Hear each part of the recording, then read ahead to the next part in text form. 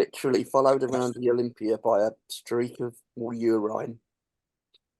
And that's the start of the podcast. Hello, everyone. Welcome back to the podcast. I never thought urine would be one of the first words ever said on a podcast episode. But I don't know what the rules are on monetization and stuff, so I No, I didn't. think you can get away with that. I think that's Well, yeah, fine. but I didn't want to say the alternative. Yeah, I mean, yeah, I suppose. You know, We I'm being sort of conscious of. I'm not even going to say the alternative now, but obviously Yeah. there is an alternative that begins with the letter P that I would normally say.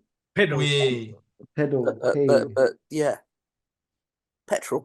Of course, I'm joined with John, Oshan, and Beef. How are we all? We good. good? We good? Obviously, Funny we've all story, been. Alex. I've been on Teams meetings for 8 hours today, so I am absolutely stoked to be in another video call. Yay! And of course, this week we'll be talking about the girl who waited, but also this week we have obviously we all met up at the weekend in some form and did things. That was fun. In corporeal human form, yes. Yes. Who wants to? Which is the only form that I tend to take, to be honest. Yeah, I don't think I've ever taken another form. I don't know. I'm often full of ether. Yeah. I mean, yeah, I can be quite gaseous at points, but Yeah. less said about that, the better. But no, obviously BFI / Comic Con, both of which very fun events in certain forms, and it's a bit people got enjoyment out of both of them, from what I've Yeah. heard. In some- Yeah. It's and they're night and day experiences. Don't get me wrong. Yeah. But yeah, The only thing that's comparable between the two is the drinks prices. here, boy. Who wants to? What do you want to talk about first, boys? What do you want to unwrap? Probably Comic Con because, like I said, there's two of you, so you can bounce off it a bit. Well, it's three of us. Three. Oh my goodness! Well, all three of you. All three. Jeez.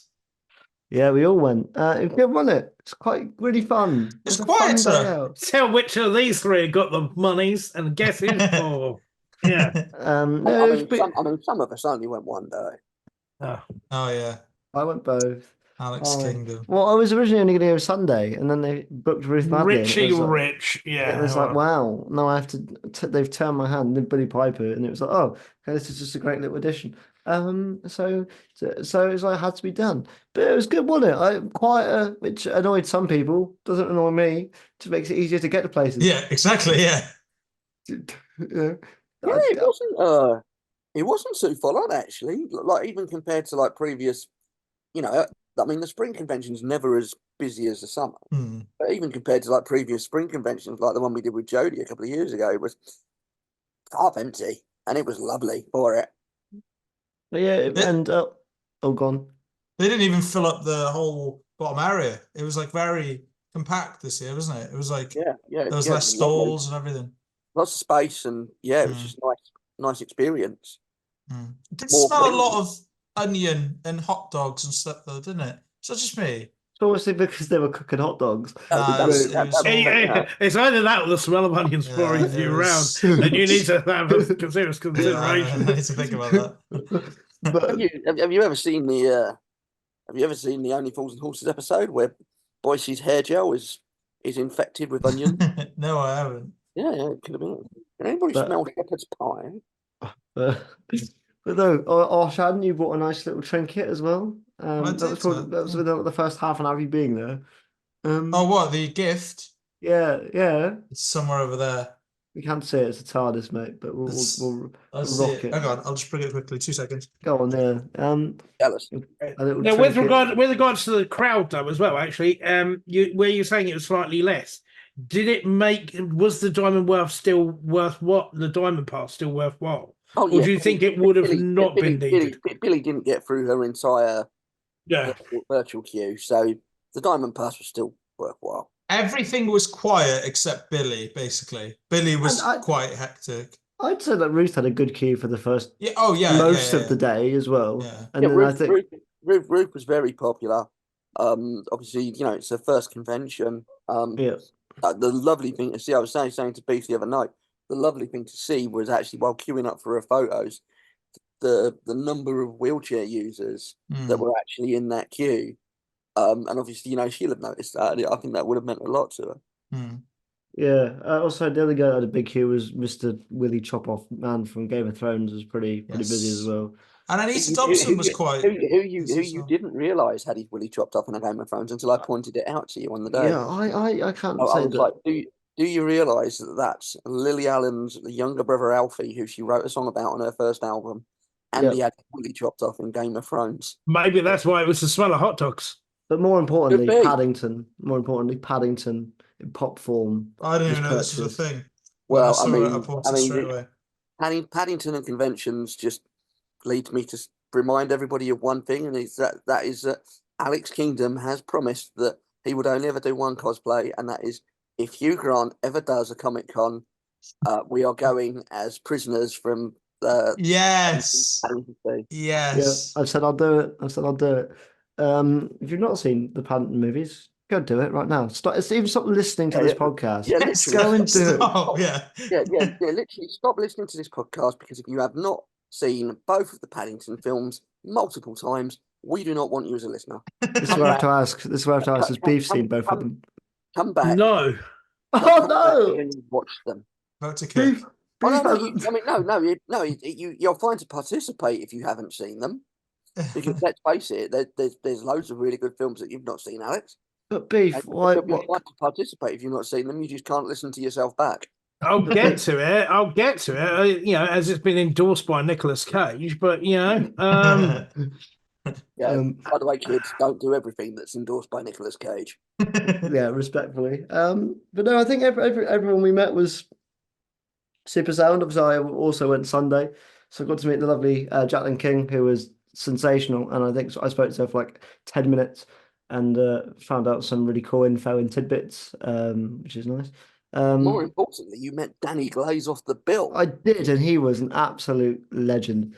AKA Sean Temple Noble, Carl Yeah. Collins. But Carl Collins, what a guy. to me and anybody of my age, Danny Glaze off the bill. So I went to meet him. I ended up chatting to him for like 10 minutes as well. Obviously, Caitlin Blackwood was there on Sunday as well. And I also got a photo with Colin Baker for the first time in like almost a decade.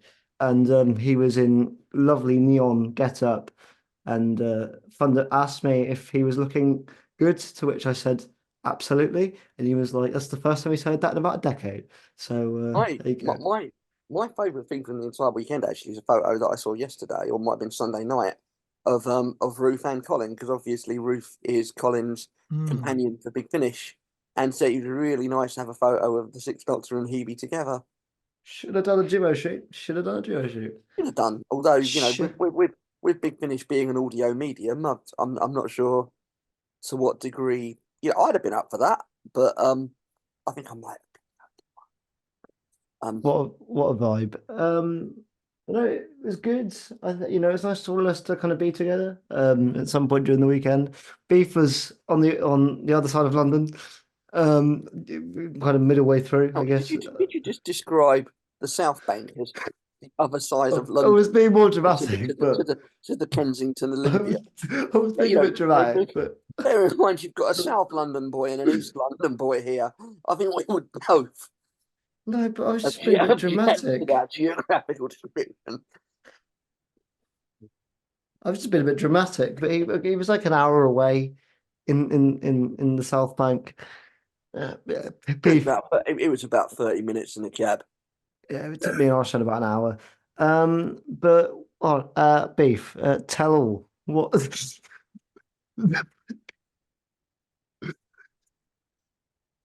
Well, watch me some Saturday morning cartoons, didn't I, lad? The in part missing Celestial Toymaker animation, which will be very. I think it will continue to be a diverse means of how it's done, because they've gone on with the 3D version that they did with Web of Fear episode 3. It's been a tight run because it wasn't completed until 6 p.m. the day before they were due to be screening it. So I don't think quality control had fully been exercised at that point, certainly on the last episode, to the point whereby Marquez doing a watch through, the media failed and he had to intersperse certain parts of it with an earlier version of it. So to a large part, it's still a work in progress. When's it set for release? Don't have a date yet because it's not actually finished yet. Don't know. I think they were under pressure, obviously, to do a screening for it before the BFI NFT one closed down for refurbishment. There were parts of it I liked. There were parts of it I didn't like it. I do feel that 3D animation it's a very much a Jurassic Park thing. Yeah, we can do it, but I don't know if we really should do it. Because I think 2D animation has a better feel, certainly for the 60s episodes. And you can have a bit more facial expression than we've had so far with the 3D. And I think that's where, it would have benefited of having that. There's certain fantastical elements that relate to the story that, come off well, to give it sort of some scope. But look, it's an attempt. And from what I've seen on social media, the people that liked it seem to be really raving about it. And I think it basically comes down to actually whether you're like, you know what, for a story this fantastical, I love this style, or not, sort of thing.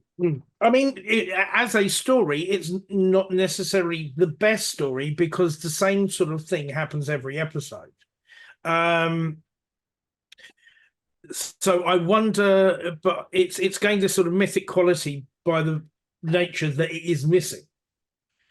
And whether now that we have an animated version of it and you have a story in all completion, whether it might sort of drop down people's ratings as time goes on, that it might be remembered or thought of differently. So we'll wait and see.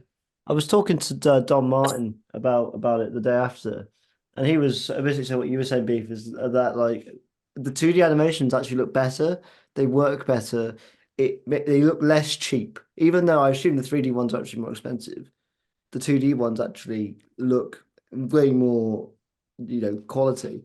Actually, it kind of affects the brand a little bit, because you look at animations that are being made for other properties and you see these 3D ones, it doesn't look great. I mean, we joked about it being like PS2 and GameCube graphics of like a week ago and get our controllers out for it and stuff. But I think there are certain things that look like a King Koopa in boss battle, and I think when you see the animation, you'll find out.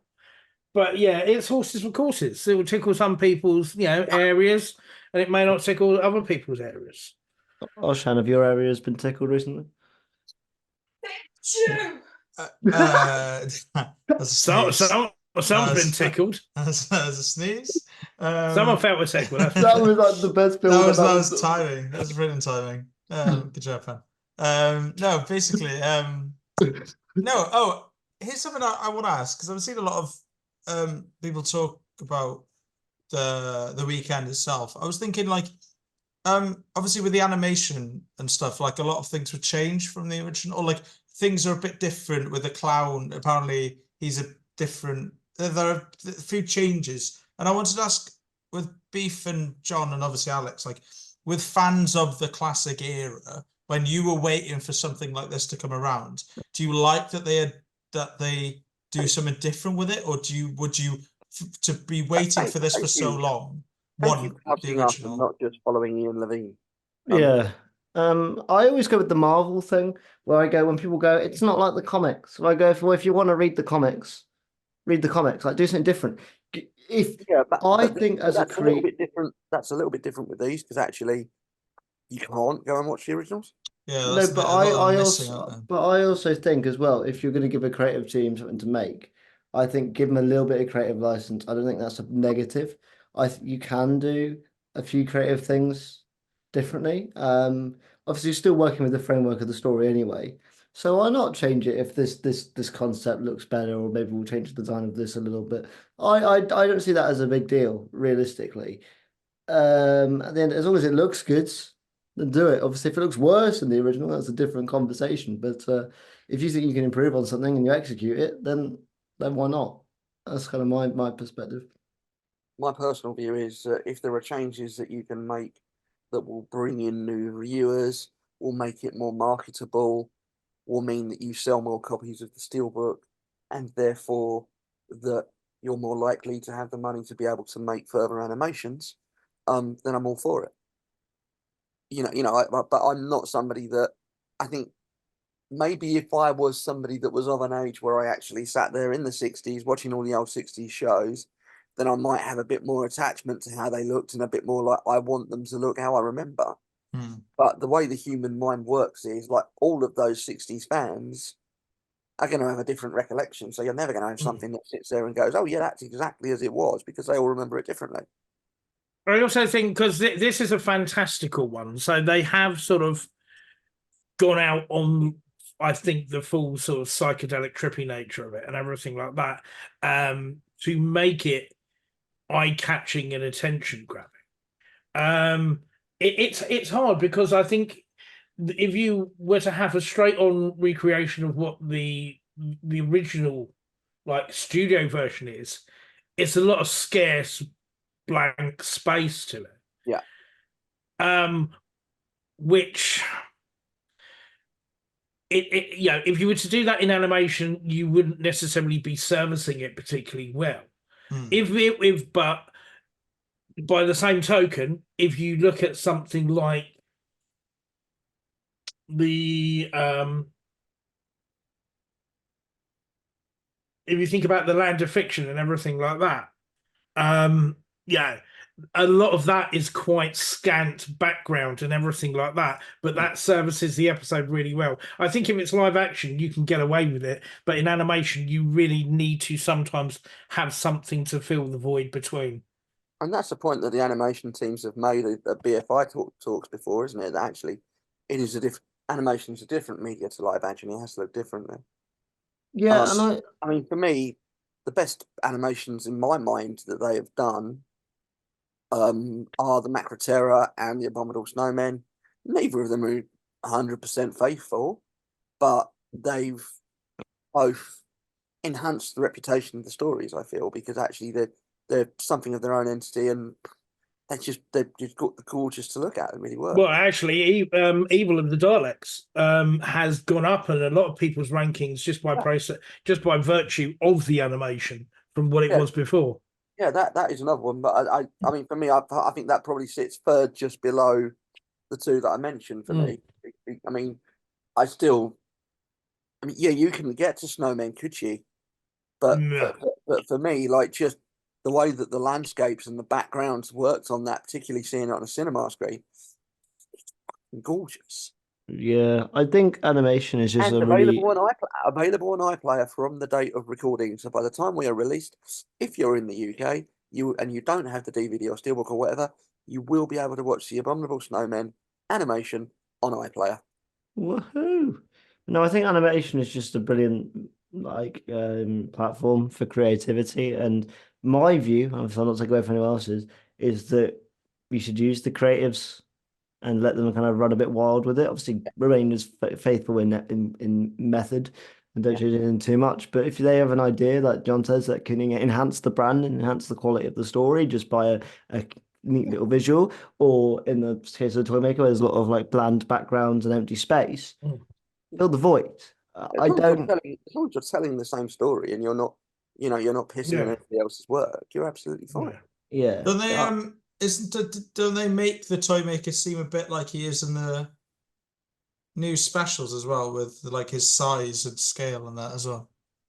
You do have a little bit of that. You have bits where he's a large presence on the screen, and then he's in proportion to your regular cast. So you have a little element of that you've had in the Giggle,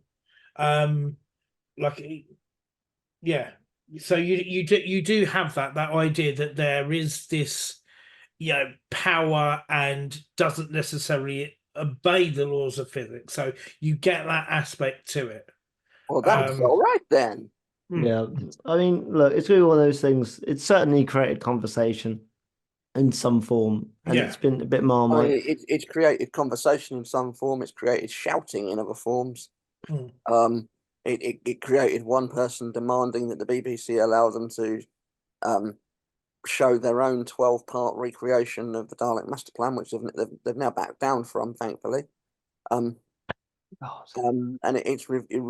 it's involved quite a few sort of respected people around the Doctor Who community being at each other's throats over the last couple of days, but they all seem to have stopped fighting now.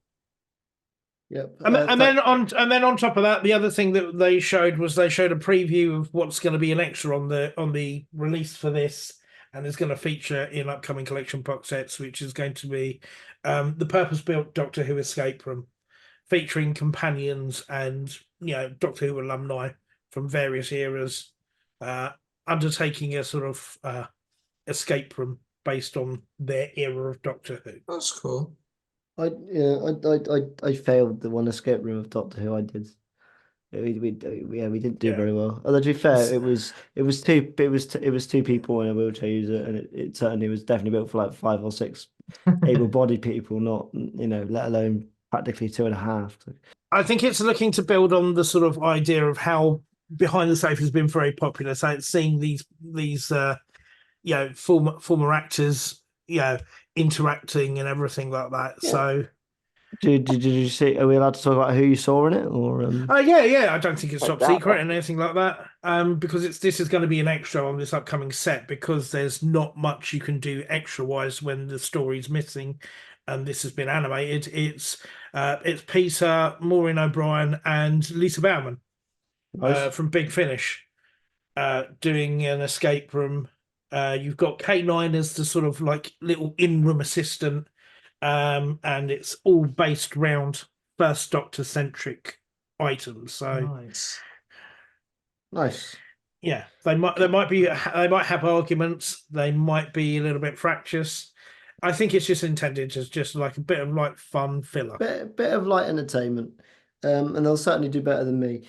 Doctor Who Escape Room, guys, do it. If is it still available? Can you still do it? I don't fucking know if you can do it. I think there's one in Bristol, and I think it is still running. So yeah. But anyway, it's time for Triple Threat. Obviously, this week's story is The Girl Who Waited. We got a bit of a dialogue. Yeah. We got a bit of a dialogue question for you today. We're gonna have another numbers one. Because numbers are too good for you, John. Well, yeah, but you should be providing a spread of things. 36 I am. It wasn't dialogue last week. In addition to not playing with things to my wheelhouse, you should also be throwing out the occasional numbers one. I wasn't. Yeah, I didn't do number. I didn't do a dialogue one last week. You did the week before for the week before that for There's been 3 podcasts now. So, what does the Doctor supposedly have to jettison out of the TARDIS to allow both Amy's to stay inside? Karaoke room. Correct answer. Beef gets the point. I should have got that. There you go. Right, can we have a numbers one next time, please? No. Stop asking and you might get it. That's what your mum said. Oh, fucking hell. Well, anyway, this week's episode is The Girl Who Waited, which of course came out a long time ago. It's rather scary. It was the 10th of September. 10th of September 2011. And of course it was directed by Nick Curran, who went on to direct the 50th. It was written by Tom McRae, who I believe also did the Cybermen 2-parter in series 2. Yeah. So there you go. Our synopsis this week, hopefully it's grammatically correct, unlike last week's. The 11th Doctor, Rory Williams and Amy Pond land on Apalachia in the middle of a plague. Amy is left behind and the Doctor and Rory must save her, but time for Amy is running at different speed. Basically, the plot, that one's quite good. I'll give the website that. All right, lads. It's weird. We've kind of, in the last 4 weeks, we've got to come to each other's favourite era, because we started at 10, that's Oshan's favourite. Then we went to 3, it's just John's favourite. I've skipped one out in the middle there, but fuck it. 1, Beef, and now 11 with me. So we're sitting, we're vibing. But who wants to go first? Why didn't you go first? Me. I think this is really. As this is your baby, isn't it? I think this is really good. I think this is really good. It's kind of what I forget. Like, not forget's the wrong term, but because I love the era so much, I wouldn't really put this in the upper echelon of that era, as it were. I wouldn't put, like, it might not crack the top 10 Smith episodes for me, that sort of thing. But it's really good. It goes at a pace. It can be very funny at times, it can be very serious at times. The direction of this is very good, considering this is basically a budget saver because it just used the Millennium Center and the TARDIS set and went, there's your lot. It's very good. I think Karen Gillan gives one of the best performances in the entire show. I like the fact that the Doctor is kind of neutralized in this episode. You can't really do too much. I think that's a really cool idea. I think the dialogue is really strong. I think the music's really good in this. Although at this point, again, Murray does kind of edit a lot of tracks, which is kind It is of the like, same songs used, but I get what you mean. They're well used. I think there are some bits that I question when it comes to the multiple Amy's, but apart from that, I think I'm left. I do feel affected by the end of this one. I do kind of get it, and I actually feel that Arthur Darvill as well gives a very a very good performance. I think he's more involved in it than I remember him being in terms of the emotional side of the impact of the story, for sure. So yeah, I get a lot out of this one. I obviously Series 6 is like the epitome of like high highs and low lows. This one for me, it's kind of sits on that, like, it's not the best of the series, but it's definitely not in that bottom category for sure. Who wants to go next? Anybody? I don't mind going next. Go on. Yeah, I think this is a very, very good episode of Doctor Who. I think you go into it and it's obvious. The moral of the story is basically, like, it is Amy's story, but deep down it's kind of Rory's, and he kind of goes through all that trauma and stuff, which we hadn't really seen before this episode. Do you know what I mean? Like, I know there's stuff that happens to Amy that obviously affects him and all that, but this is really, he really has that dynamic with the Doctor in this that I really enjoy. I do enjoy the episodes of the show where where the Doctor is kind of at fault as well, because I know he's right at the end of the day, but he does lie to get them back to the TARDIS, and that kind of makes Rory turn on him a bit. And I just think the last 5 minutes of the episode is kind of perfection, really. Where from the moment that the Doctor sees her onwards, like the Doctor sees the older Amy onwards, I think it's brilliant. I also hang on, I had a note here about I feel like in terms of where the characters of the show are at the time, I do like that this episode is then followed by the God Complex, so it really gives Amy a way of letting go of the Doctor, and then this episode is kind of a story for Rory as well. So I feel like that exit in Series 6 is done really well, and obviously, there is a part of me that maybe wishes they left after Series 6, but I do like their episodes in Series 7. But yeah, I think it's a very, very good episode. I think Alex is right with the music. Yeah, it's music we've heard before, but I think they are used really well. There's a lot of emotion to it. There's really funny bits, like when they find out about the Chan 7 bit, and the disease is funny. No, I didn't mean like that. There's some of the whole. I'm taking that. And yeah, I think it's a good one. John or Beef, who's going next? Go on, mate. I think it's I've always liked this one. And it always is. It's easy to forget about it, but watching it does sort of really hold up, and it's still a really solid story. I like the fact that the Doctor lies to get the end result. Ultimately, has to make the tough decision. Old Amy, I think, is still hot, which is great. That makes me happy. A bit of MILF action for the. For the gentleman of a certain age here in this podcast, thank you very much. And you start to get that sort of thing where Amy comes to the realization that actually, because you think for a certain amount of time and in the run up to this, that her affection is towards the Doctor, and that's where you start to really get a change in it, that it's actually more to do with Rory than it is to do with the Doctor. And I think old Amy sort of schools and coaches and makes her think about stuff a bit more. I would have liked to have seen more of the resentful aspect of Amy towards the Doctor carry on with it. Yeah. And I do think Amy's speech at the end, "Oh, give her all my days" and everything like that, I think that's a bit more drawn out, to be honest with you, than it needed to be. It's a little bit too sappy for me. I'd have liked her to have been just like railing at the Doctor at that point, just screaming so like, "Yeah, you've done it," and everything like that. And I changed my mind. She made this choice to change her own past. So I like that. It plays on Amy's strengths.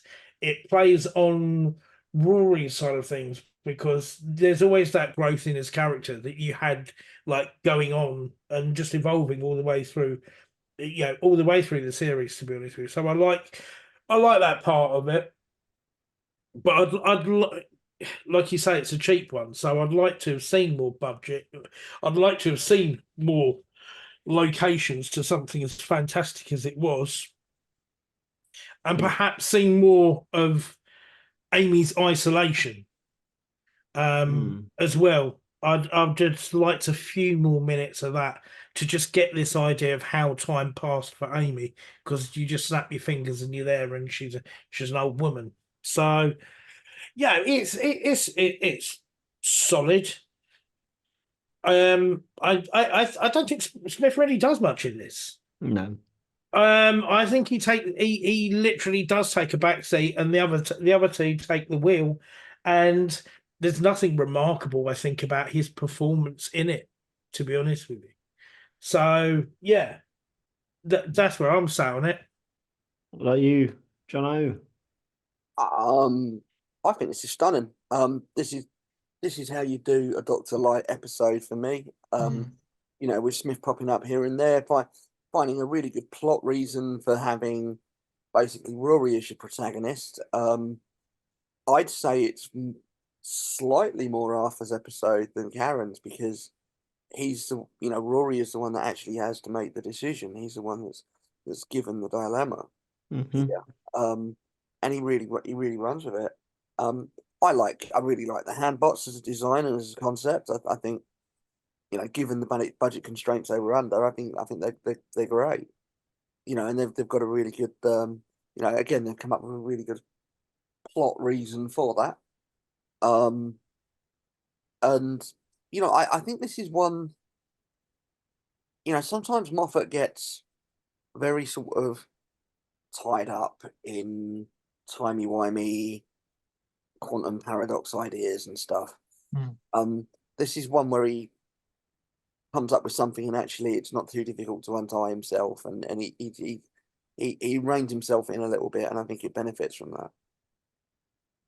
Yeah, I think that's good, real positive, which is nice. For me, I think it's a really smart story. Realistically, Series 5, Arthur actually has a bit more to do than Series 6. Despite being on the road for a lot of Series 6, more than in Series 5. Realistically, he doesn't do too much. He's sort of just there. Amy gets abducted. The Doctor sort of saves her. Doesn't really. Rory's just kind of there. Does the bit with the Cybermen at the beginning of Goodman Goes to War. It's kind of badass. Apart from that, doesn't do anything. So, this is like his first proper story, and he's about to leave. But yeah, I think it's just really good paced. I think when I watched it, I was surprised how quickly it was going. It's my favorite Doctor Light episode for me. I would rather watch this than Blink, which I know is mental to some people. But there you go. Turn Left is a better story, but I would you prefer to watch this than Turn Left? Because I think I would prefer to watch it more than Turn Left. I don't think it's better than Turn Left, if that makes sense. I mean, Turn Left is more depressing, so it depends what sort of. It depends how you phrase the question. I think I come down on that. I kind of come down on the Turn Left side of things in terms of actually, because this is actually quite depressing as well. I come down in terms of like, I think Turn Left has maybe just got a bit more going on because it's got more money available to it. Yeah, it's a setup as well. Yeah, Turn Left is a morality tale. Blink is pretty much a horror. This is just science fiction. Yeah. I really like the design in the story. I just love parallel universes so always. I love the design in this story. I think it's really good. I have a bit of an issue with the setup of Amy just being like, oh, I forgot my phone, soz. And then he goes, just Oh, I press don't the know. button. And he doesn't give her any indication. It's fine. It's just like a little bit like the other When there's literally 2 buttons, why the fuck do you not go which button? Yeah. I mean, as well, there's one bit where Rory randomly in the middle of the story goes, I'm going to leave you guys to it and just walk off when these handbots can teleport at any point, just so I can get tapped on the neck. It's like, all right, cool. Apart from that, no real major issues with the story. I think how Amy becomes a science nerd as an older woman, I don't really gauge that. I think that's one part of the story that I struggle with. That how she built her own Sonic. I'm like, how on earth did she do that with like no resources apart from this thing that won't really help it, or just kind of take it to this garden where she can get sanitized? I don't really understand how she did that, but I like the fact that the garden they go to is also where Missy is in Deep Breath, which yeah, it's used a few times, isn't it? But I don't know. For me, I think something that really that I just kind of laughed at the whole sequence is this right before they get to the TARDIS with the 2 Amy's, but it's the whole getting through all the Pam bots, and it's like action scene. Yeah, it's when he kills him. It's when he kills him via paper. But at least like that whole aspect, I was like, okay, come on, like yeah, I don't think it needed the action, but yeah, for me, how I agree with Beef, how the older Amy is written is a bit inconsistent because even though she agrees to save Rory, post that point as well, she's kind of forgiven the Doctor. Sort of like, why would you let that part of it go when realistically the Doctor's not done anything in the last 5 minutes? Yet you've now gone from I always hate the Doctor, I despise him, to oh, it's a sonic screwdriver. Yeah, it was made after you all along. It's a bit like well, that was fucking quick. Another thing that always makes me laugh as well, and this is just me being sadistic, is what if they thought of a different memory for shit and they didn't both think of the Macarena? It just didn't work. Yeah, it's very because they didn't even mention it really before, did they? No, it's like, again, it would, yeah, but I don't think that's a whole inherently necessary. My other question as well is who has a first kiss to the Macarena? Yeah, I mean, you know. That's my thing. I've never told you my story about the I've never told you about my story about the sixth form Christmas party when I got cock blocked by the song Mr. Blobby by Mr. Blobby, have I? No. These things can happen. Yeah. As well, there is a speech I do like in this, which is when young Amy is talking to older Amy about how sometimes you don't always go for the people you find aren't always the people you think you're going to be with, and that's how it changes the view in older Amy. Because like B said, when you're watching the first half, you think it's all framed towards the Doctor. I think that's how older Amy's looking at it, but she's not actually looking at who's in front of her and who's trying to actually save her. And I think that is actually really well written. It's not too sappy. It makes sense. And realistically, at this point in the series, it's believable because I get in series 5, Amy basically shoots Rory like absolute dog shit. But by this point, they're married, they've had the whole baby arc. I think it's viable. Do you guys agree with that? I think that particular we kind of move on from the whole stuff in this season, don't we? Yeah, this is definitely where the Doctor's more of a mad uncle in this series more than he is just like the third wheel to their weird romance. They sort of just back off it in River Song just because. Well, I think also it's a case of not just like as in we've got an older version of Amy, but you need the younger version of Amy to a certain degree maturing, because I don't think Rory ever needed to mature. He came along as a character and became a bit more independent, or like a bit more forthright and would stand up for himself. But Amy's character ran risk of just being a bit, a bit samey. You know, I get you, and I think in this, I like the fact that it's her that takes the front foot more than it is the older one. I think it's nice that her younger self is the impetus as to how things get going. I think that's really smart and the way it's written. I'm also a big fan of spy gadget glasses. That's really cool. Yes. I like that a lot. Also as well, how funny this episode can be at points is really good. Yeah. Like you say, I don't know. I didn't find any of the humour sort of landed with me. I will always get a kick out of the line of two Amy's will that work? What's your marriage? That line always gets me. I think Smith's really good at that awkward romance humor as the Doctor, but he just can't really compel those sorts of things. I If really young like that. Amy had turned around to old Amy and go, "Oh God, look rough." What do we make of the makeup? I think it holds up quite well, considering this is like a budget saver. I think it. I was looking at the hand makeup because the thing is, faces are really easy to do, but hands and that sort of thing is tough. And that makeup actually is really effectively done as well. Yeah. I one part of the episode that I thought there was such a little detail, but I really like. I was like, oh, that's quite good the way they did it. Was the part where when she just meets Rory, the older one, the older Amy, so just sees Rory, and he's talking to the robot Rory, and she grabs the lipstick and she opens it for a bit and then puts it away. I thought it was a nice detail. I have a question. That lipstick would be grotty as fuck. It would, yeah. It wouldn't. There's no way that's still like usable by 40 years. You don't know what the atmospheric conditions are like on Appalachia.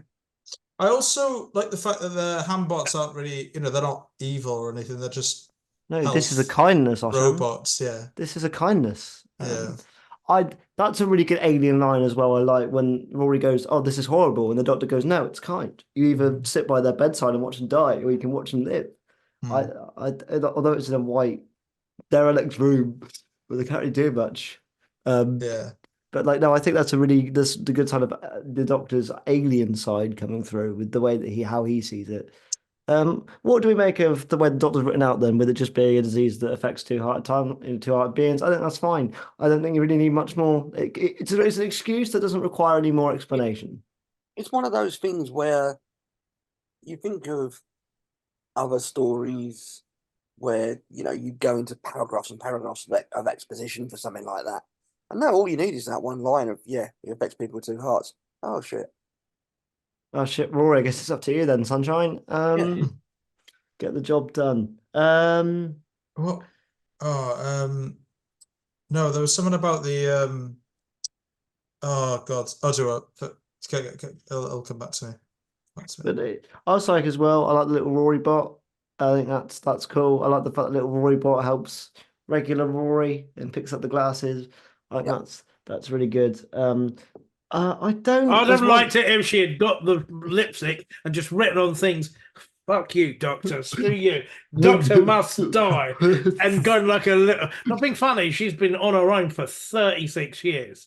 And it's either one or two things. She's either done what humans do when they're stuck on their own for 36 years, or just like, cannibalize that robot and just like, just going to be smothered in, smeared lipstick. Or that she's gone like proper mental as well. Yeah, she's kept herself pretty with it, hasn't she? Yeah. I mean, there's only one line in this episode that I think just is kind of forced, where where Rory kind of goes, "You could have read a book and realized this planet was diseased." And he goes, "That's not how I travel." It's like, well, you know a lot about planets most of the time. Yeah. Why is it this time you don't? Just for a bit. Not to lie, I would have loved to seen the coffee shop planet. I love a bit of coffee. Me, as you guys know, I'm a big fan. I'd bang up for that. But no, Appalachia instead.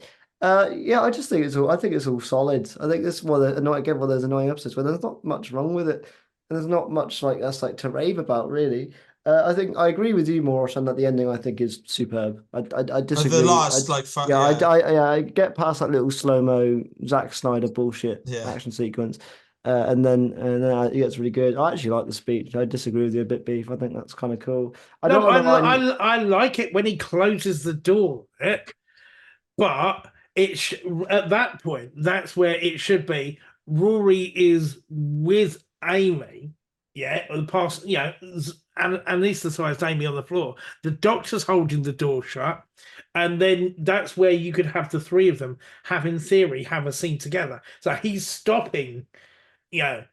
Rory from opening the door, because, not being funny, he'd open the door in a heartbeat anyway, and then it could be her that still talks him down, but it's the Doctor in the middle of it, being the bridge of it. I'd have liked it that way. Yeah, I also think as well the one thing that, again, due to time, I think you are right that they don't show enough Amy struggles. But also, Rory in the last few minutes just turns on the older one. Like, he's fully flirting with her for the first 10 minutes. Then as soon as they like get towards her, she's like, "You stop flirting with me, actually." Yeah, but isn't that the point though? Because he realised that like No, the because younger one. at that point, you're still going to say both of them. Yeah. It feels like they had to come up with an excuse as to why it'd be easier for Rory to make that choice. Yeah. And it's, oh, the younger one's a bit fitter. Actually, you're not my wife, which is not what the story is telling us. The story is telling us that Rory loves both of them, wants both of them to survive. Rory's not just trying to save the younger one, he's also trying to save this version as well. I do love the tension between him and the Doctor. But like at the same time though, he has a go, he's like, "You're turning me into you," and then he's like, "I can't do this," and he nearly opens the door. That whole bit. But then like there's that bit where the Doctor and him are talking afterwards. It's kind of, it's not that it's forgotten, but they're kind of more chill about it. And it's like, but I think it's because Amy's more important to both of them at that moment. Yeah. I also like the fact that basically as she wakes up, he just sticks his tongue out and just goes, "I'm going to leave you to it." I think that's just like shows how the dynamic has changed from series 5. Where before it'd be like the 3 of them all together, as this time it's just he's kind of like on the outside. I also do like the final line where Amy's like, "What happened?" Or like, "What happened to her?" or something that we don't even. There's no like, She never existed. Also, can I just say, side note, the next trailer for God Complex looked fucking awesome. Yeah, it's a good episode, that one. It is a very good one, yeah.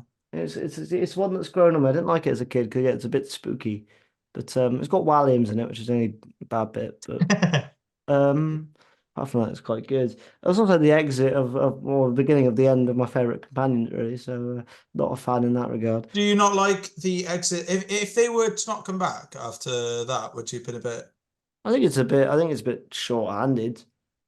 Like for them to, I think, oh great, then we have to have an episode with Craig and like obviously it's a bit of a tangent for a different episode, but I'll very quickly go into it. I like where we end up by the end of Angels Take Manhattan. I'll say that. I like, if you exclude the whole divorce bullshit in Asylum of the Daleks and just if they were just together in Asylum of the Daleks and you just continue it that way, I'm happy with where we end up. But yeah, I think this episode's just quite good. Again, for John, for going to probably researched it, I did think about giving you which button was which color and all that sort of stuff, but I didn't go there. Thought that was too easy. I thought you guys would be looking for that sort of thing, so I just didn't go for it. But visual questions are best avoided. Yeah, that's what I was thinking as well. Yeah. So I just didn't go for it. But just in case you guys were trying to be sneaky and write it down or whatever, I was like, I'm not going to do it. I like the fact the Doctor's wearing the green coat in this. But for reference, the green one is the one that the Doctor pressed, and the red one with the waves is the one that Amy pressed. There you go. I like the green coat. I forgot he wore it this early. When does he first wear the green coat? Because I always assume that's still Hitler. It's just a series 6 part 2 thing, isn't it? Well, no, because he's wearing the tweed in God Complex. Oh, he is. He is wearing the tweed in God Complex. So there you go. But no, I think this one's good, considering the fact that Series 6 can get, like John said, quite bogged down in a bunch of multiverse timeline shenanigan bollocks. To have this one just sort of like not affect the plot. I'm somebody that quite enjoys a lot of Series 6 until Wedding. Like I love a lot of that arc until that point. I just wish Wedding had been this easy to resolve. Yeah, I can't help can never help comparing Wedding to the Pandorica 2-parter, and it just never comes out of it well. Absolutely not. In terms of other thoughts, has anyone got anything that we've not spoken about? I don't know. I think we've kind of covered it, haven't we? I reckon Imelda Staunton must forget that she was in Doctor Who in some way, shape, or form as the voice of the interface. That's also like one of those cool ones, isn't it? It's one of those things that you go, every time you watch it, you go, oh shit. Like when you look at the credits, you go, oh god. Well, I forget that Michael Sheen was in the Doctor's wife. Two of the 3 actresses to play Queen Elizabeth in The Crown appearing in Matt Smith Doctor Who episodes is yeah, and being underused. And the idea of all the different doors and everything like that is something that obviously Moffat reused later as well with Extremis? with Extremis Yeah. and Pyramid at the End of the World. It's sort of that aspect of the he loves a simulation. He does love a simulation. Big up to the Millennium Centre in Cardiff. You done it again. You were in another episode of Doctor Who. Did it. It looks completely different now. We're proud of you. I didn't know if that American lady was necessary at the start going, "Hello, Amy Pond." I was like, what's this? Like, surely that's the interface's job. I don't know why we did that. I guess they just wanted an extra face in the episode. But I guess. Also, I feel like she said Clom at one point, but she definitely didn't. But I feel like she did say Clom, but she definitely didn't. But yeah, I just don't like that how like old Amy sort of gives up at the end, says, "Show me Earth." Okay, yeah, now just kill me. Also, yeah, I don't like the fact as well that she's also like, "Show me Earth." Like, surely she'd like want to see the hometown, not just the sphere. That's just me. I don't know. I don't know if the last thing I'd want to see if I Show was. me the duck pond in Ledworth. Yes, that would have been a great line. That would have been a great line. But alas, yeah, I agree with you. I think old Amy. Show me Duckburg from DuckTales. Show me the bench by the duck pond in Ledworth where Rory first fingered me. Show me Magic Mike XL for the 5,000th time. She's a woman on her own. She got to get a kick somehow. What do you think she's selected? I don't know. I don't know what girls like to watch when they're like feeling, the Celestial Toymaker, the PFI. Yeah. I'm led to believe it's actually. I'm led to believe, Beef, that they actually like to watch the Timeless podcast. Hey. No, actually, I'd have the handbooks take me out of my by misery. the way, yeah. This is something we need to mention. Big shout out actually to our friend who came to say hello to Alex at Comic Con on Saturday. So yeah, big shout out. Who watches the videos, loves the vlog and stuff like that.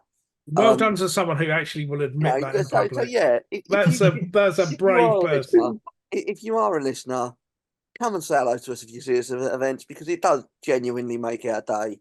And if you give me a $5, I will call you a cunt. Yeah, no, on request. They are mentioned in the vlog, but yeah, that was a really cool moment. Yeah, but I thought we'd mention it here as well as we were talking about the Comic Con. Yeah, but go up to Osham first because he's really socially awkward and it'd be really funny. No, please don't. Are you that bloke from the Timeless podcast? Luckily, Osham wasn't there. I was so gassed up at the BFI, I forgot Osham was there. Osham, can you sign my homemade Timeless podcast fridge magnet? I don't think you saw each other at the BFI, did you? I don't. We saw each other. Brief second. Yeah, I made a papier-mâché mask of Alex Kingdom. Did you? No. No.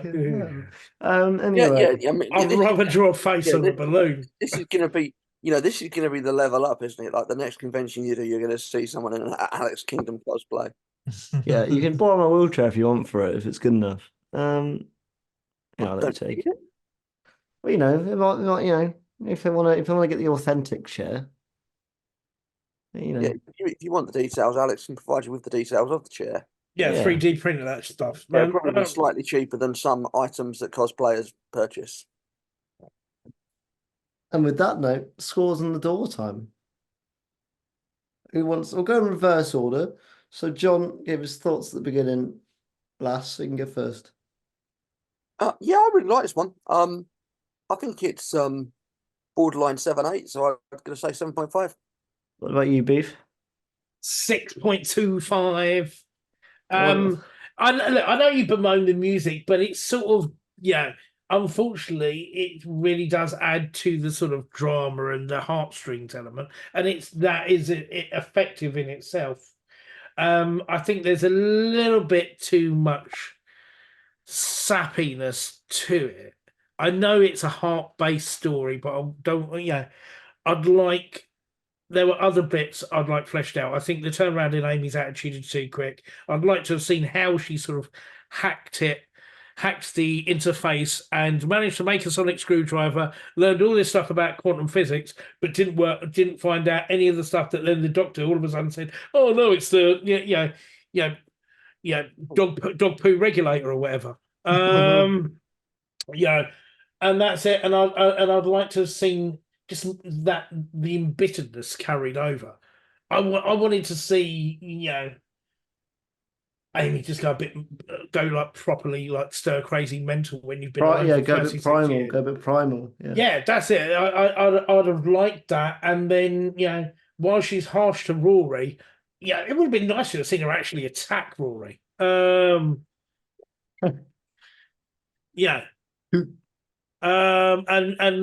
And like I said, it's easy to levy criticism without suggesting alternatives, and that's why I say I just feel that end speech, that end tableau would have been good to have the Doctor in the middle as that stopgap, as that barrier, saying like, "Oh no, you can't have them. The paradox is too great. I lied to do it," and everything like that. And I want Rory to be angry with him. I want old Amy to be angry with him. But like I say, reverting back to something I said at the start as well, I'll be interested to see what Karen Gillan actually does look like once 36 years have passed since this, and we can base the comparisons on how good the makeup actually is, and if she's still as hot as old Amy in this episode. Yeah, I was going to say, I wonder how old she actually is. I don't know how old Amy is meant to be in this. I was looking at some trivia. She's meant to be 36 years older, so she's meant to be, I suppose, early to mid 50s. Yeah. Because Amy's meant to be almost in my bracket. Amy's meant to be what, like 1920? Yeah. There was actually originally meant to be another actress playing the older Amy, which I didn't know about until I looked at trivia. But Karen Gillan insisted that she would play the older one as well. Yeah. So Amy's meant to be 1920. So if this is 36 years later, I'd say another year for traveling with the Doctor. So she's meant to be what, 56, 57 in this. Not bad, is it? She's looking good for that. What about you, Osh? Out of 10, what are you giving it? I'd probably give it 8.5 out of 10. I think it's. Oh, jeez. Is that high? Is that right? I think it's going to be the highest. You score it however you want. Don't listen to Alex. I was just surprised. Don't let Alex judge your. No, I ain't judging at all. I'm surprised. But oh, jeez. I think it's got its really good moments. I think the emotion is there.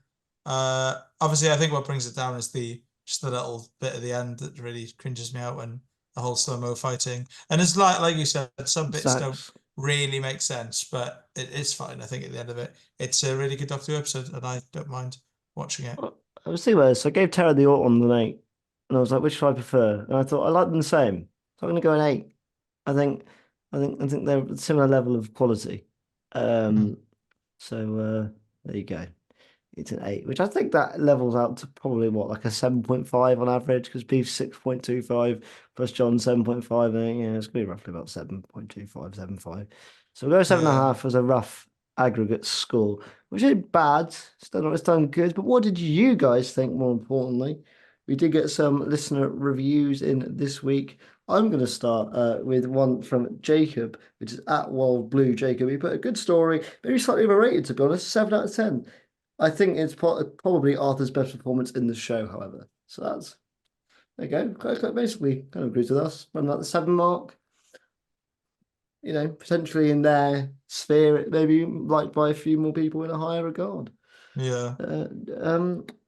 I got a few others. John, am I reading them all out, or you got a few that you got on your phone, or is it? Didn't want to steal your thunder. Okay, so Doctor Who Positivity Who. Karen Gillan and Arthur were so good in that episode. It's a fair point, well made. Fair point, well made. You're going to go to the next one? I guess we'll just alternate it, mate.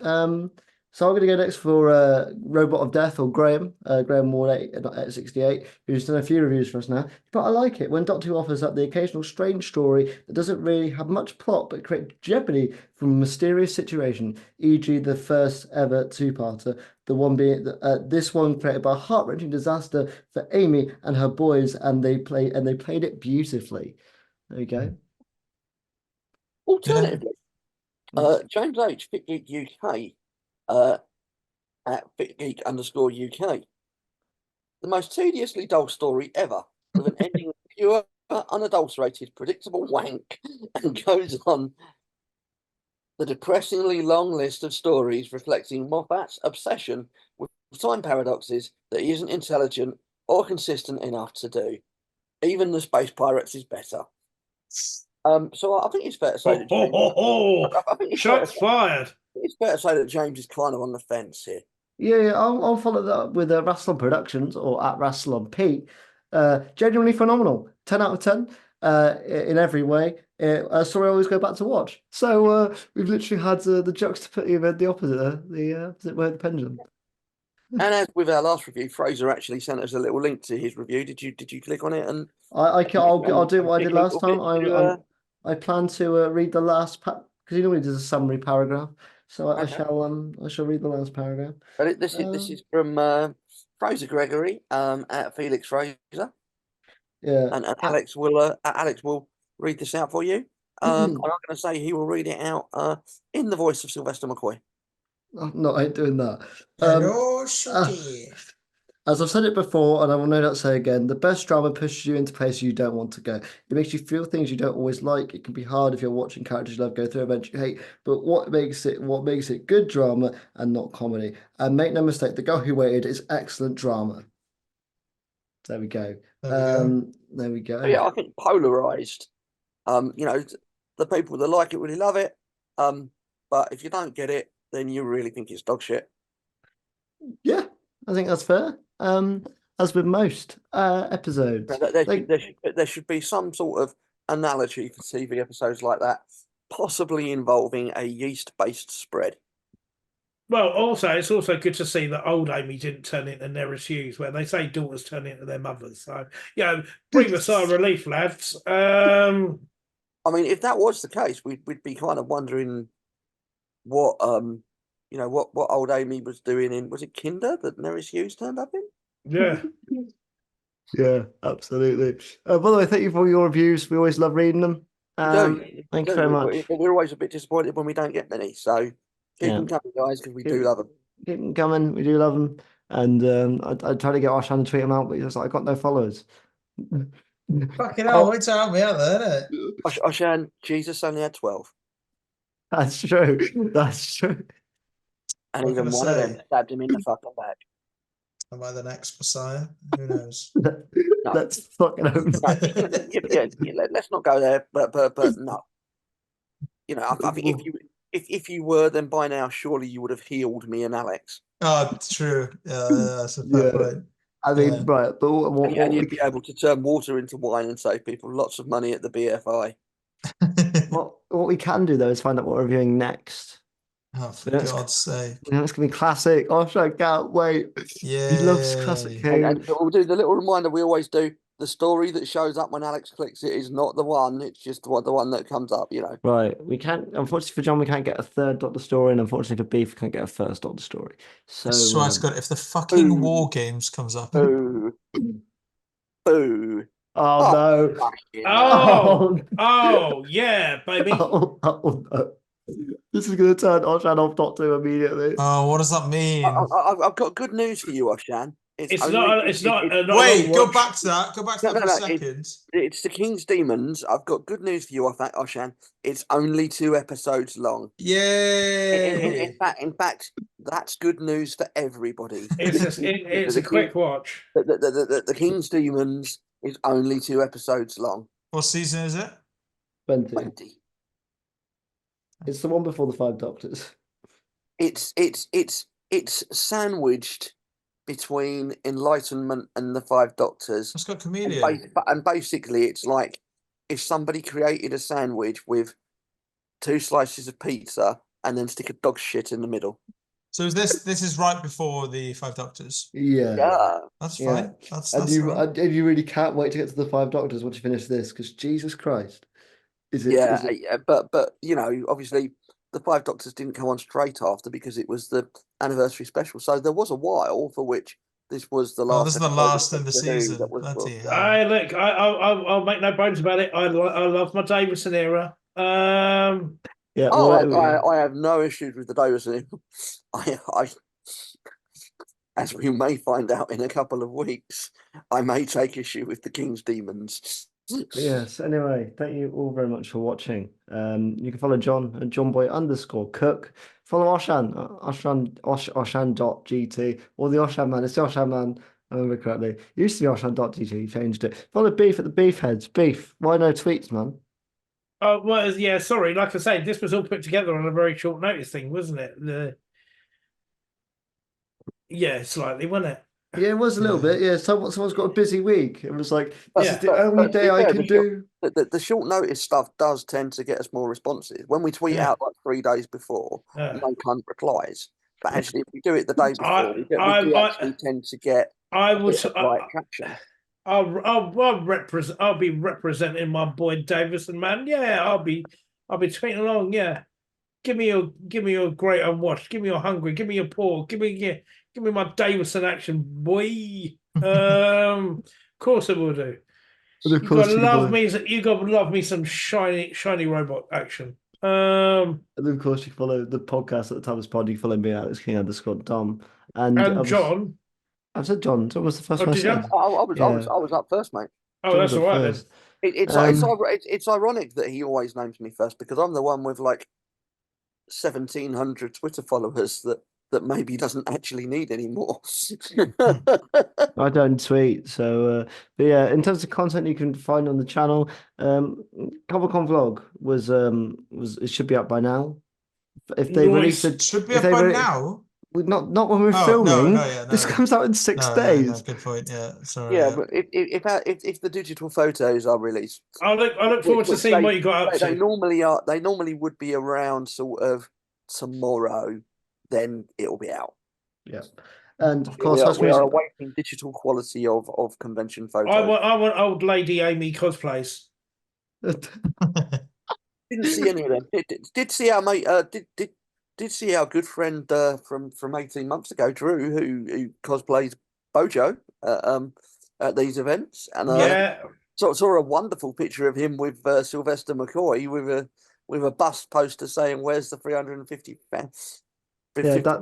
million pounds, you fucking liar," or something on it. That was the best ending to a Comic-Con ever. Was us sat in the pub watching football with fake Bojo on the table with us, just having a chat. Great. And the fact that he actually knows my mate Manny. It's crazy. I posted the picture that night, and my mate Manny was like, "I know him." Yeah, and He should be good. Should be good. And High School Musical 2 is almost done. I've shown Oshan. Yeah, Oshan's a bit worried because he got a bit drunk, and I've had to help him in the edit. Let's say that much. But yeah, it's a good one for all involved if you're not called Oshan Tolas. But until then, we'll see you guys later. Please do like, comment, and subscribe. Bye.